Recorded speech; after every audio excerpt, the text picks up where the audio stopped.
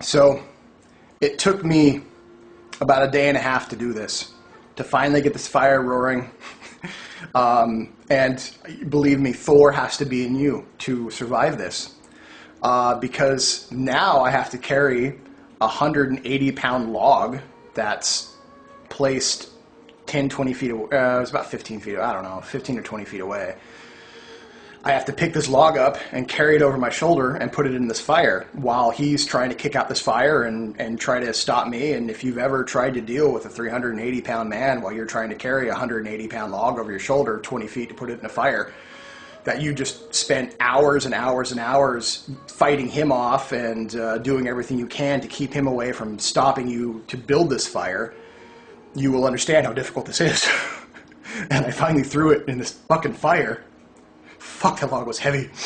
And got this fire going enough to where it burst into flames. And then I had to pick up this log that was now on fire with this 380-pound man punching me, kicking me, tackling me, and I had to pick this goddamn thing up, bring it to this frozen. Not only that, what let me tell you, was also in winter, so it was ice cold. All the fighting warmed you up though. And throw this log into this frozen lake and reenact this old story, which truly, if you rode with Thor, if you were a carrier, a true son of Thor, that you actually did this. This is an old ritual that you had to go through. By the time I was done, I was near death. I was one gigantic bruise. I was so swollen for the next month, 2 months, that people thought I got hit by a truck. And this other guy wasn't in the best of shape either, but he also gained an enormous amount of spiritual strength, and both me and him are intertwined together, and just amazing person, and he means the world to me to go through that with me. But I earned Thor. I earned this. I earned that. I didn't buy it. I didn't, somebody didn't give it to me. I didn't buy it at some sort of pagan shop. I earned the right to have that in my heart. And that is the mightiest symbol that I have. I am fearless, absolutely fearless in my pursuit to be like Thor upon the earth. Thor never accepted any blood sacrifices. He wouldn't. How could the son of all, of the earth, who's the best friend and hero to mankind, accept the death of one of those to appease him? It just couldn't be. He loves them too much. I have seen and held and touched Thor. And he appears as a huge man, don't get me wrong. But when I look into his face, I see the faces of thousands and thousands of other men. This is how profound he is, because he is the protector. He is the hero. And he will give his life to protect the earth. In fact, he's the only one who at the very end can slay the Midgard serpent.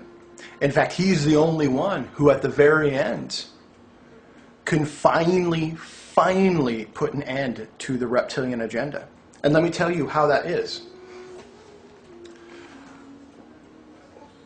When Loki finally crossed the line and turned into a slippery eel to get away from all the other gods, all the other gods came up with elaborate plots and schemes to try to trap Loki. None can do it. Nets, traps, magic. It took the mighty, honest, and saddened hand of Thor to grasp whom he considered a friend, who did nothing but use him, and abuse his friendship, to take Loki in his eel slippery form and hold him in his fist. His honest strength is what did that. All the deceptions could not wiggle free. And that is the strength of the common man. The common man, the common human who lives his life honestly with strength and hard work and beauty and courage. These are the simple values that Thor represents. But he does so in such a way it is awe-inspiring. And if the whole world could get together and just say, we are going to be honest and fair and strong and love each other, we would grab the Illuminati and reptilian agenda, the slippery fucking serpent it is, and we would hold it in place and expose it for what it was overnight. It would happen. And this eventually is what will happen. Unfortunately, they'll probably come at a bad price. Much like when Thor struck the Midgard serpent for the final time, who was poisonous beyond belief, and Thor stumbled back dead. But that is who he is. He would do that. With no questions asked, he would do that.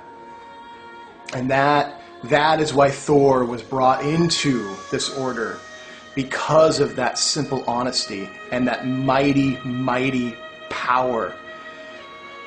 I have been told by other entities, and never by Thor, but by other entities, that there are other thunder gods.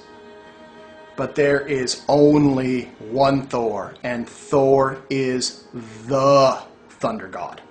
Let me repeat that. There are other thunder gods, but Thor is the thunder god. Thor's never told me that. Other entities have. Other thunder gods have told me that. So, that says volumes. Volumes to me. Absolute volumes.